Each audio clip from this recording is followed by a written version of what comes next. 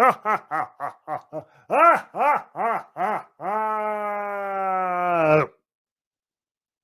time to fight. We have a battle going down today. In one corner, Michter's 10-year, yes, single barrel, but 10-year bourbon Kentucky straight bourbon whiskey. In the other corner, Russell's Reserved 10-year straight Kentucky bourbon. Oh my goodness. So I have these two pours blinded in front of me. Labels are on the very bottom of the glass. They're double stickered, so I can't even see through the light, through the glass, anything. Both are about the same proof point. They're both around 94 proof. So they're not cask strength. They are proof down. One, Russell's Reserve, is $35, at least at my grocery store. Sometimes if it's, it's $40. It's the most I've ever seen it for, $39.99. The other one, Michter's 10-year, is $130 MSRP. Sometimes more. I haven't seen it any lower than $120. Maybe if you had some place that's trying to really get rid of it, it's $110 or something like that, but I've never seen it lower than $120. Not me personally. So I've got these two blind glasses in front of me. We're going to see which one is actually better. All right, I'm going to go left and right. Sample A, B. Just in case I forget, this side is A, B. So we're going A. Rich, fruity caramel. There's a nice, like vanilla, not chocolate, but like an oaky vanilla note. There's not a ton of grape on it. That's what I usually get. I get like cough medicine on really old, on like double-digit bourbons.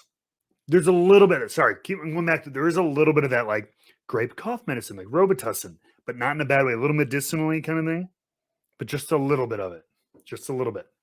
Smell your hand to neutralize your nose.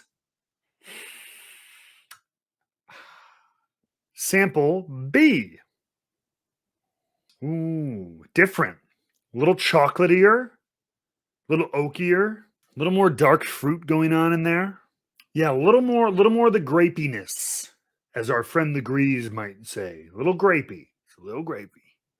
Yeah, that has a little bit more fruit notes going on. It's a little bit more ethanol in B as well. It's a little bit, they're both very easy to nose, but the one, sample B there, it's a little bit punchy. Little bit punchy. Yeah, this one has a little bit more like light graham crackery notes kind of thing. I'm gonna sip this one. Nice, light spice, woodiness. I like it when these are proof down. I like a lot of things below 100 proof. Sometimes cask strength is not the way to go, and I'm glad these aren't cask strength. It brings out the nuance way more. Way more. That's one thing. If you're getting new into this hobby and into collecting whiskeys, cask strength is a good experience to have. So you can just get that bold, uncut flavor. Not everything is always, but you miss out sometimes on the subtleties because you're just like, oh, with alcohol and other stuff. So I like the subtleties. Sample B, more spice. A little bit bolder on the spice end. It's a little richer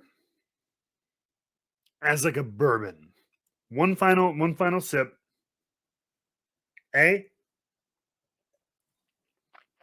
Yeah. Light, sweet, layered, oaky, leathery. I wish there was a little more fruity, but enjoyable. Sample B. Yeah. Really nice flavor up front. Like dark, rich fruit, bolder spice a little bit. And then at the end, it just like gets a little meh. So they're both good. Here's the thing at the end of the day. I mean, we could have answered this without tasting them, probably. But you look at the little label below me. At the end of the day, what is it going to take for one whiskey of similar stats, same age, same proof, right? They're both bourbons. So even when the mash bill is different, like they're at least usually in that 60 to 70% corn and then other stuff, right? All very similar, but one is $100 more. $100, which that's a lot. I know prices are going up and up and up, but that's a lot, especially to a lot of people in this economy. So at the end of the day, quite frankly, the answer is neither one of these is $100 better than the other. I mean, I will reveal, don't worry. I don't have to though, because while both are delicious, whichever one is the $130 one, I think is a tall ask considering there's something else like this that's also not hard to find. Russell's is on my grocery store shelf. I don't know about you guys, wherever you live. I'm sure it's at your liquor store, though, if not in your local convenience or grocery store, depending on your liquor laws. I'm going to go sample A. Sample A, I liked a little bit better. Both very enjoyable. That bitterness at the end of B, though, just a little bit too much for me. So, without further ado, I'll kind of hold it up to the camera. So, sample A, my favorite.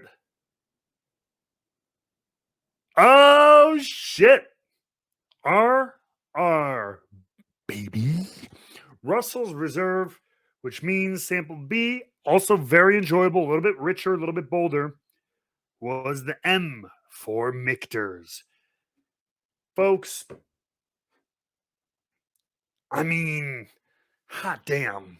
If that doesn't give you a little bit of pause on some of these crazy releases out there, I mean, hot damn. I mean, hot freaking damn. Think a little bit. Think. You gotta think. Think about what you're trying to charge to me. Yeah, think. Think about what you're trying to make me drink. Yeah, no, for real though. There's a reason I've always picked Russell's Reserve 10 year as one of my favorite bottles that you can get now and anytime. I'm like, the fact that I don't want to talk about it. I know, like, I can't. I guess I can just shut up. And I've had people tell me, dude, just shut up. Luckily, I'm not the world's biggest influencer. Unlike some other people out there. So I don't think I'm going to cause a mass panic, but it's just like the fact that this is sitting on shelves all over the country. Even just my city, let alone the country, and it's super easy to find for $35-$40 is pretty insane in today's bourbon market. It shouldn't be insane. I wish that was the norm again. I know it was several years ago that you could find 10, 12-year bourbons and stuff on the shelf for $30, $40, $60 or whatever, but it's not that market anymore. And double-digit bourbons are $100 plus. So the fact that there's a 10-year bourbon beautifully crafted by a heritage distillery that has a fine reputation for making great whiskey, and they're selling it for $35. That's one thing I love about, Wild Turkey they are getting more into the limited editions. They're doing the special, not cornerstone, but the Master's Keeps and some of these fancy like 17-year and collaborations and all that stuff. But their core lineup, they keep very affordable. Wild Turkey 101, still in today's bourbon market, is a steal. Wild Turkey 101 is a well-proofed 6 to 8 year blend of top quality whiskey for $25 or less. Russell's Reserve 10 year, $35 for a 10 year, like lightly proofed but layered and brilliant bourbon for $35-$40. Even Russell's Single Barrel, 110 proof, very, very well proofed. Not cask strength, but close. For for $60. That's like the most expensive of their core lineup. And the barrels are so unique and interesting. And then you have things like Rare Breed, which is their cask strength release, which I love because they go in low proof for their barrel proof or the barrel entry. So their cask strength is like 115, 117. It's not kill you, punch you in the face. It's very delicious. And that's like 40 to $50 too. Their entire lineup, and that's not even counting just regular Wild Turkey 80 proof for like $15, $18. Their entire lineup is fantastic, top notch. I get why David Jennings, Rarebird 101, is like a fiend and a super fan and has dedicated his, media career on his online presence to that brand, because it's like Buffalo Trace is great whiskey. They can't say what I'm saying. I can't say what I'm saying about them right now. Even Heaven Hill, great whiskey, but a lot of their core, even their corn lineup, I can't say that about anymore. McKenna and all that stuff, and the Elijah Craig barrel proofs and things like that. Can't say that anymore. It's Wild Turkey is one of those ones where it's like, you could take all my fancy whiskeys away and I'm like, I could live off that core lineup. 101, 10-year, Rare Breed, and single barrel Russells. Those four, I could live, and they're all their own unique kind of cool thing. It's not like it's the same thing, but just like slightly different proof. 101's a little bit different, blends and profiles than Russells. And then there's the 10-year versus the single barrel versus Rare Breed. It's all different enough, but all in a fantastic, fantastic price point and package and all that stuff. So that's it. That's all I got to say.